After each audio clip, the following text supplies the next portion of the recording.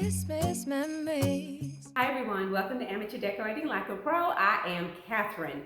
I am so excited about Christmas 2023. Nope, I am not cooking. This is hot melt pan glue. I learned all about them during a recent workshop for Florals for the holidays. Now, the event was held in a warehouse, and there were 4 florists, and one of them had their grandson.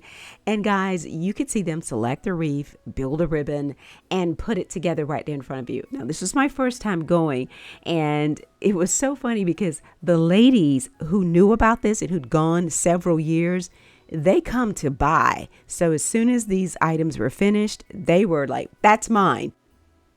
This florist gave us several tips that he does. I mean, things like when he inserts the picks into the wreath, he bends the end of them sort of in the shape of a fish hook before he sticks them in. And that way, if the glue should give a little when your wreath is hanging on your door, that pick will not fall out. And I love that he actually pulled on a few of them and they never came out of the wreath. I thought that was a great tip when you're making your wreaths and placing them on the front door. Another thing that he does is he never goes back and cuts the ribbon. He said they just come from market, and several of the trends there was to cut the ribbon really, really long and find a way to use the rest of it that you're not going to fold into the shape of a ribbon, whether you bend it, twirl it, or tuck it back into the wreath. That was a really awesome tip, so you don't waste anything. There are 2 types of wreaths that are really popular where I live.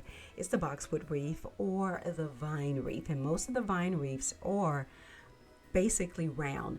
And I knew I'd seen one in a magazine that was shaped differently, and she was working on one. So she did a little demonstration and she pulled it apart, reshaped it, and every piece of the vine that fell off, she put it aside to be used later. They didn't waste anything at all. Most of us think the vine wreath is a little rustic, but no. The picture that I have here is not doing this wreath justice, this fall wreath here. The reshaping with all of that large pine pick. It was absolutely gorgeous. There was a bidding war on this wreath. This vine-shaped wreath is oval, and they have a galvanized angel placed inside the opening on one side.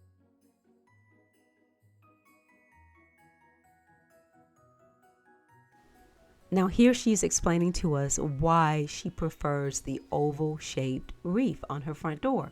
Because doors are rectangular, and the oval shape complements the door. It elongates the door. We had a great discussion on mixing ribbon, and in this particular wreath, you're mixing red velvet with a plaid, and it looks so pretty. So you have 2 front doors, and you're going to get 2 wreaths. Which side does the bow go on? Guess what? The pros told us. They said, listen, not this way, but this way. Yeah, opposite sides. Who knew? Look at the simplicity, and yet so gorgeous. In case I get a little repetitive, I love the fact that these florists took the time to talk about the principles of design, and they focused on what is really too much when you're doing an arrangement and you lose the whole objective of what you're doing.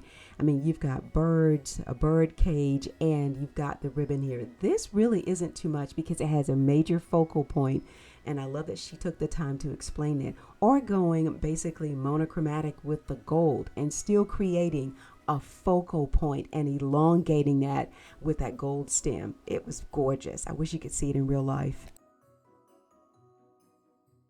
And I put it inside of the composite base. Mm-hmm. So you use this.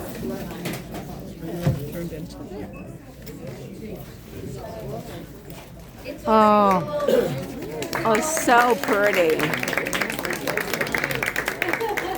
So pretty. I love fish bowls, so if you did something in a different type of bowl that you have, it's still that same base. Mm-hmm. Just add it to it. What a difference that made. Now, how tall was that tree you started with? That little tree right there.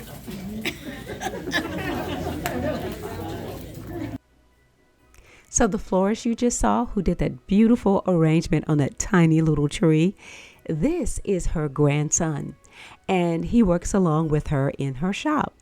And guys, he's been decorating Christmas trees, and he says, now, this is my first wreath.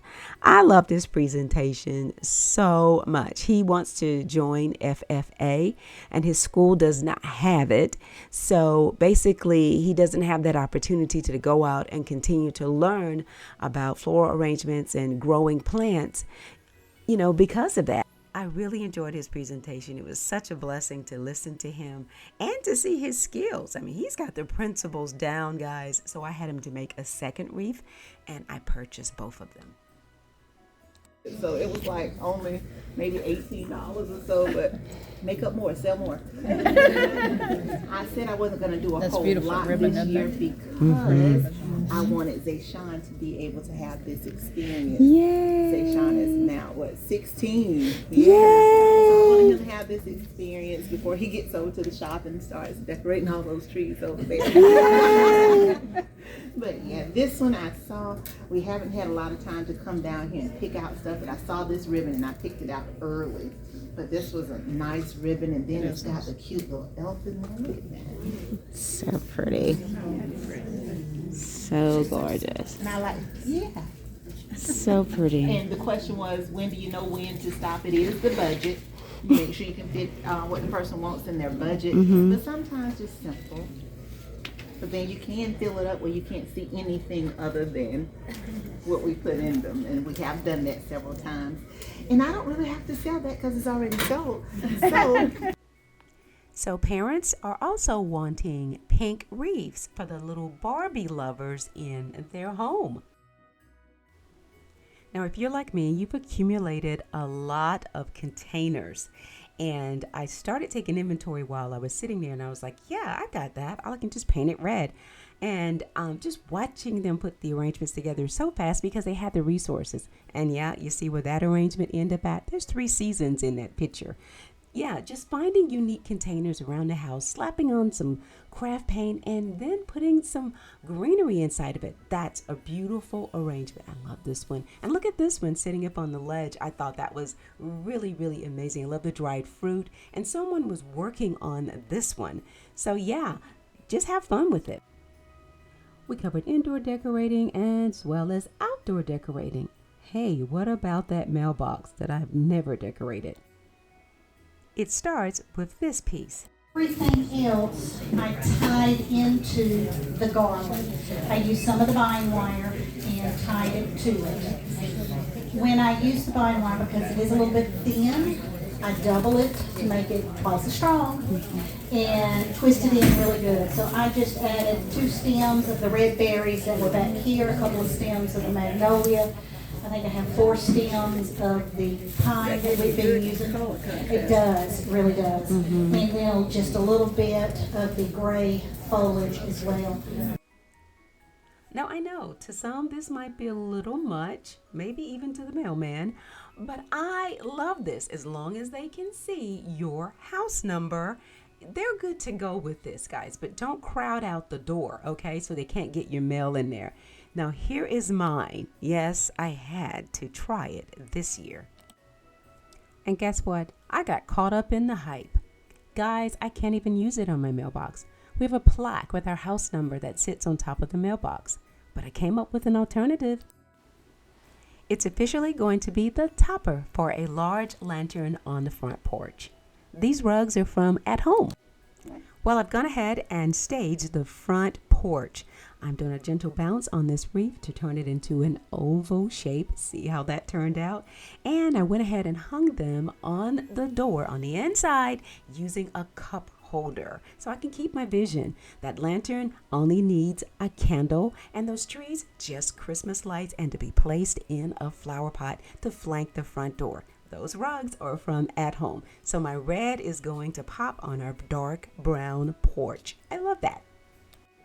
So you see what's on the screen. I'm going back to some traditional styles of decorating that I've done before. I want to thank you so much for tuning into today's video. If you're not a subscriber, consider doing so today, and I can use all the likes and love that I could possibly get over here. Now, tell me the inspiration you got from this video to get some existing items and zhuzh them up. What was it that inspired you to decorate a space or something for Christmas? Thanks a lot for watching, and as always, stay in prayer and stay creative.